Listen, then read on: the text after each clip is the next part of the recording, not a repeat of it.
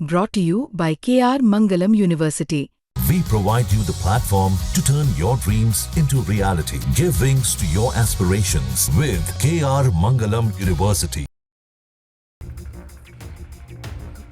G7 का मंच और पिछले कई सालों से भारत की मौजूदगी दुनिया भर को बता रही है कि भारत भले ही G7 सम्मेलन का सदस्य देश ना हो, लेकिन बावजूद इसके ग्रुप ऑफ 7 भारत के बिना कितना अधूरा है। इसका अंदाजा आप इससे भी लगा सकते हैं कि कनाडा के साथ अब तक के सबसे बुरे दौर के रिश्तों के बावजूद कनाडा भारत को आमंत्रित कर रहा है G7 शिखर सम्मेलन में हिस्सा लेने के लिए।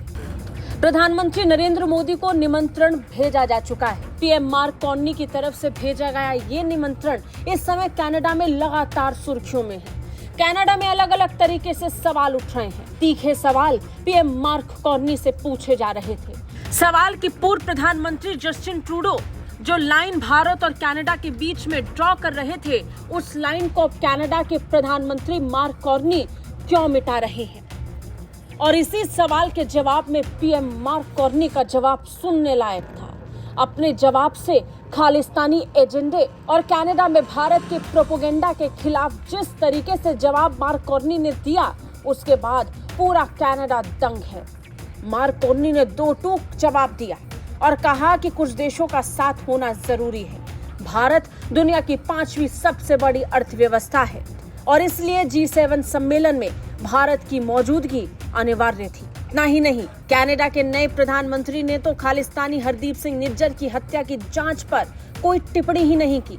जस्टिन ट्रूडो के बिल्कुल विपरीत पीएम मार्क कार्नी का रवैया इस समय कनाडा के मीडिया को समझ नहीं आ रहा। कार्नी ने स्पष्ट किया कि कनाडा कानून के शासन का पालन करता है और जांच एजेंसियां स्वतंत्र रूप से इस पर काम कर रही हैं। कार्नी से सवाल पूछा गया कि क्या उन्हें लगता है कि मोदी की हरदीप सिंह निज्जर की हत्या में भूमिका थी, तो इसके जवाब में मार्क कार्नी ने कहा कि कनाडा में एक कानूनी प्रक्रिया चल रही है, काफी आगे बढ़ चुकी है और उन कानूनी प्रक्रियाओं के संबंध में टिप्पणी करना अभी उचित नहीं है। इतना काफी नहीं था, कार्नी ने G7 शिखर सम्मेलन में भारत को भेजे गए निमंत्रण को लेकर भी पूछे गए सवाल पर ऐसा जवाब दिया कि पत्रकार बस सुनते रह गए। कार्नी ने दो टूक कहा, चूंकि भारत दुनिया की 5वीं सबसे बड़ी अर्थव्यवस्था है, दुनिया का सबसे अधिक आबादी वाला देश और सप्लाई चेन्स का केंद्र है, इसलिए ऊर्जा, आर्टिफिशियल इंटेलिजेंस और महत्वपूर्ण खनिजों पर चर्चा करने के लिए जारी जांच के बावजूद देश के नेता को आमंत्रित करना महत्वपूर्ण था। कार्नी ने कहा, मैंने प्रधानमंत्री मोदी को निमंत्रण दिया और इस संदर्भ में उन्होंने इसे स्वीकार कर लिया है। यानी प्रधानमंत्री मोदी कनाडा जा रहे हैं, कनाडा के प्रधानमंत्री मार्क कार्नी के बुलावे पर। ब्यूरो रिपोर्ट, भारत तक।